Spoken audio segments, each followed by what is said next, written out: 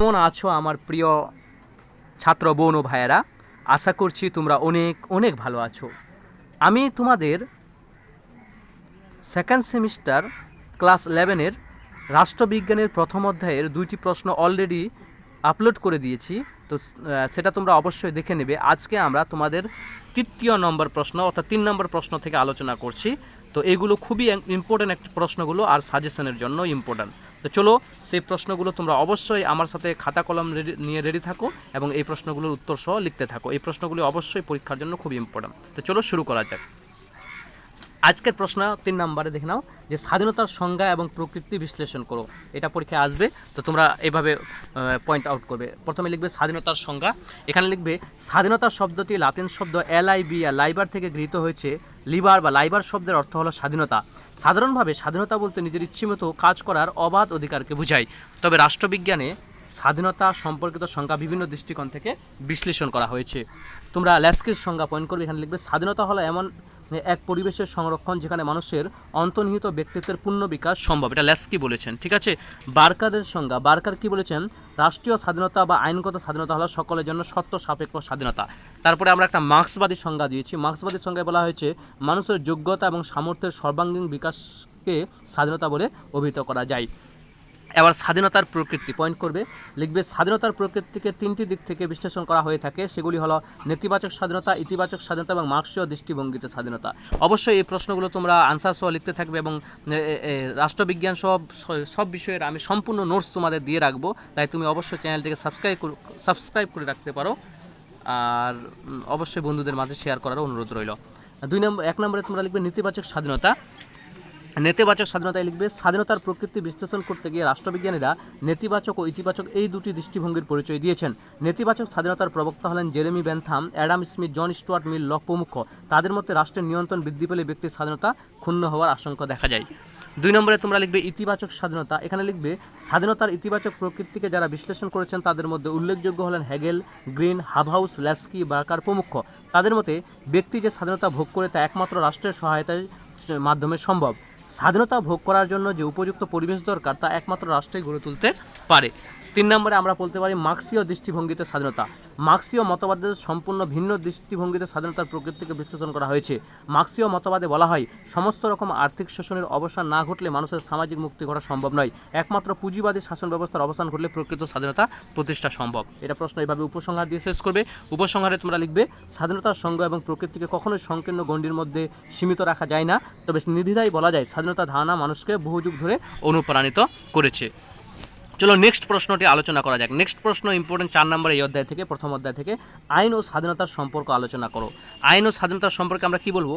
1 নম্বর আইন স্বাধীনতা রক্ষক। আইন স্বাধীনতার রক্ষক হিসাবে কাজ করে। যেমন আমাদের বাঁচার স্বাধীনতা রয়েছে, আইন আছে বলে আমরা সকালে বাঁচার স্বাধীনতা ভোগ করেছি। জন লক বলেছেন যেখানে আইন থাকে না সেখানে স্বাধীনতা থাকতে পারে না। জন লক এই কথাটা বলেছিলেন। 2 নম্বরে আমরা বলবো আইন স্বাধীনতার অভিভাবক।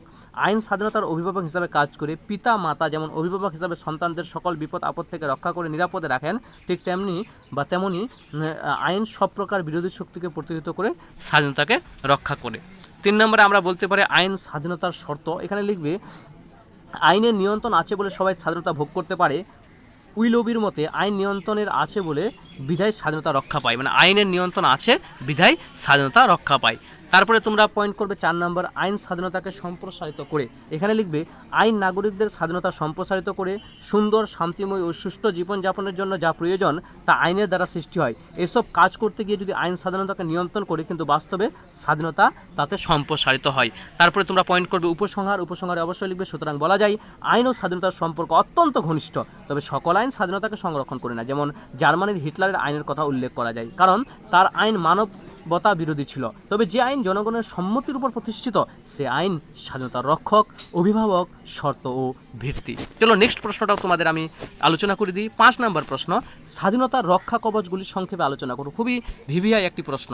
তোমরা পয়েন্ট করবে স্বাধীনতার রক্ষা কবচ। এখানে লিখবে আইন হলো স্বাধীনতার প্রথম রক্ষা কবচ। আধুনিক গণতান্ত্রিক রাষ্ট্রে স্বাধীনতার সংরক্ষণে বিভিন্ন রক্ষা কবচের ব্যবস্থা করা হয়।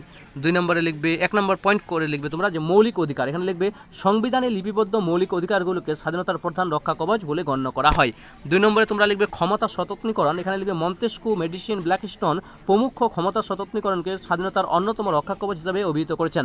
তাদের মতে সরকারের সমস্ত ক্ষমতা একই ব্যক্তি বা বিভাগের হাতে ন্যস্ত হলে স্বৈরাচারের সম্ভাবনা দেখা দেয়। 3 নম্বরে তোমরা পয়েন্ট করতে পারো আইনের অনুশাসন, এখানে লিখবে অধ্যাপক ডাইসি আইনের অনুশাসন বা রুল অফ লকে স্বাধীনতার একটি গুরুত্বপূর্ণ রক্ষা কবচ হিসেবে বর্ণনা করেছেন।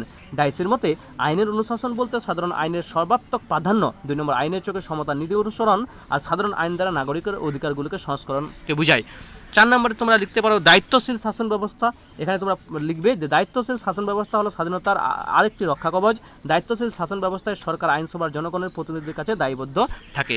5 নম্বরে পয়েন্ট করবে তোমরা প্রত্যক্ষ গণতান্ত্রিক পদ্ধতি, এখানে লিখবে গণভোট, গণ উদ্যোগ, পদচ্যুতি প্রভৃতি প্রত্যক্ষ গণতান্ত্রিক পদ্ধতিকে স্বাধীনতার অন্যতম রক্ষা কবচ বলে গণ্য করা হয়। সরকার নাগরিক স্বাধীনতার হস্তক্ষেপ করলে জনগণ প্রত্যক্ষ গণতান্ত্রিক পদ্ধতি প্রয়োগ করে সরকারের নিয়ন্ত্রণ করতে পারে। 6 নম্বরে তোমরা লিখবে স্বাধীনতা ও নিরপেক্ষ বিচার ব্যবস্থা। স্বাধীন ও নিরপেক্ষ বিচার বিভাগের অস্তিত্ব ব্যক্তি স্বাধীনতা রক্ষায় এক গুরুত্বপূর্ণ রক্ষা কবচ। তো চলো আরেকটি প্রশ্ন তথা 6 নম্বর প্রশ্নটি আলোচনা করা যায়। যাক, 6 নম্বর প্রশ্নে আমরা লিখেছি সাম্যের সংজ্ঞা, প্রকৃতি ও ধরন বিশ্লেষণ করো। চলো এটা আমি তোমাদের জন্য স্ক্রিনশটের জন্য দিচ্ছি, দেখো স্ক্রিনশট করে নাও। তারপরে প্রকৃতি এভাবে পয়েন্ট করবে, প্রকৃতি পয়েন্ট করে এভাবে 3টা পয়েন্ট দিলাম, একটু ভিডিওটা পজ করে স্ক্রিনশট করবে। তারপরে সাম্যের ধরন বা প্রকারভেদ, চলো আমি তোমাদের জন্য দিয়ে রাখছি, চলো ভিডিওটা পজ করে একটু স্ক্রিনশট অথবা লিখে রাখো খাতায়। তারপরে এই পয়েন্টটা তোমরা পজ করে ভিডিওটা খাতায় লিখে রাখতে পারো। 7 নম্বর প্রশ্নটাও দিয়ে দিচ্ছি, মানে এই অধ্যায় থেকে প্রত্যেকটা প্রশ্ন তোমাদের জন্য বলে রাখছি। দেখো লেস্কি কীভাবে স্বাধীনতার সংজ্ঞা দিয়েছেন, লেস্কির মতে সাম্য কী, সাম্য ও স্বাধীনতার মধ্যে সম্পর্ক নির্ণয় করো। এভাবে তোমরা স্ক্রিনশট রাখতে পারো এটার। তারপরে সাম্য ও স্বাধীনতার সম্পর্ক একটা পয়েন্ট করবে, সাম্য ও স্বাধীনতার পয়েন্ট করে এটা স্ক্রিনশট নিয়ে রাখবে। এখানে 2 নম্বর পয়েন্টে লেখা আছে পরিপূরক সম্পর্ক। আমি বলে দিচ্ছি 19বিংশ শতাব্দীর চিন্তাবিদ জন স্টুয়ার্ট মিল সাম্য ও স্বাধীনতাকে পরস্পরের পরিপূরক বলে বর্ণনা করেন। রুশো মনে করতেন সাম্যের অস্তিত্ব ছাড়া স্বাধীনতা ভোগ করা যায় না। তারপরে তোমরা অর্থনৈতিক সাম্য এবং স্বাধীনতা এটা পয়েন্ট করবে যে অধ্যাপক হেরেন লেস্কি তার গ্রামার অফ পলিটিক্স গ্রন্থে এটা কথা বলেছেন, এটা পজ করে লিখবে। 8 নম্বর প্রশ্নটা দেখে নাও। এই অধ্যায় থেকে সব প্রশ্নগুলো একদম ইউটিউবে প্রথম আমি সম্পূর্ণ ফ্রিতে তোমাদের দিয়ে দিচ্ছি, তাই বন্ধুদের মাঝে যদি শেয়ার করো তাহলে আমাকেও ভালো লাগবে। ন্যায়ের সংজ্ঞা দাও, ন্যায়ের প্রকৃতি সম্পর্কে লেখো, এটা তোমরা পজ করে লিখে নিবে এইভাবে। তারপরে সাবেকি উদারতার দৃষ্টিকোণ পয়েন্ট করবে, পয়েন্ট করে এই 3টা পয়েন্ট এখানে তোমরা অ্যাড করবে, 1 নম্বর 2 নম্বর 3 নম্বর। তারপরে এখানে লিখবে নয়া উদারনীতি নৈতিক দৃষ্টিকোণ, এখানে তোমরা মার্ক্সীয় দৃষ্টিকোণটাও অ্যাড করে দিবে, এটা তোমরা লিখে নিতে পারো। তারপরে খুবই ইম্পর্টেন্ট প্রশ্ন ধরে রাখো, এটাই পরীক্ষায় খুবই ইম্পর্টেন্ট, সব থেকে বেশি ইম্পর্টেন্ট মনে হয়েছে এটা, যে ক্ষমতা স্বতন্ত্রীকরণ তত্ত্বটি আলোচনা করো, ক্ষমতা স্বতন্ত্রীকরণ নীতির পক্ষে এবং বিপক্ষে যুক্তি দেখাও বা যুক্তি দাও। এখানে ক্ষমতা স্বতন্ত্রীকরণ কাকে বলে তোমরা এটা লিখবে, লেখার পরে সপক্ষে যুক্তিগুলো এইভাবে দিবে। দেখো সপক্ষে যুক্তি 1 নম্বর বিভাগীয় স্বাধীনতা সংরক্ষণ, ব্যক্তি স্বাধীনতা রক্ষা, দায়িত্বশীল বৃদ্ধি, এটা করবে। 4, 5 এভাবে পয়েন্ট করবে। দেখো তোমাদের জন্য স্ক্রিনশটের সুবিধা করে দিচ্ছি আমি, এটা এইভাবে পয়েন্ট করবে। ক্ষমতা স্বতন্ত্রীকরণ নীতির বিপক্ষে যুক্তিগুলি দেখে নাও, বিপক্ষে 1, 2, 3 এভাবে যুক্তিগুলি আমি তোমরা পয়েন্ট আউট করে স্ক্রিনশট নিয়ে বা লিখে রাখতে পারো। 4 নম্বর এভাবে লিখে রাখবে, উপসংহার দিয়ে শেষ করবে। তো আশা করছি তোমরা সব প্রশ্নগুলো, এই 9টি প্রশ্ন যদি পড়ো তাহলে প্রথম অধ্যায় কাভার, তোমাকে প্রথম অধ্যায় থেকে আর কিছুই প্রশ্ন পড়তে হবে না। 1 থেকে 2 প্রশ্নগুলো আমরা আগের ভিডিওতে আলোচনা করছি, তার ডিসক্রিপশনে আমি লিঙ্ক দিয়ে দিলাম, আর এগুলো তোমরা অবশ্যই খাতাতে লিখে নেবে আর আমাকে বলবে যে সেকেন্ড অধ্যায় থেকে এভাবে তোমরা প্রশ্ন চাও কি না, কেমন এর পরবর্তীতে কি কোন ক্লাসের ভিডিও চাও বা কোন ক্লাস চাও, এটা আমাকে অবশ্যই তোমরা কমেন্টে জানাতে পারো। Thank you so very much, তোমরা সবাই অনেক ভালো থেকো।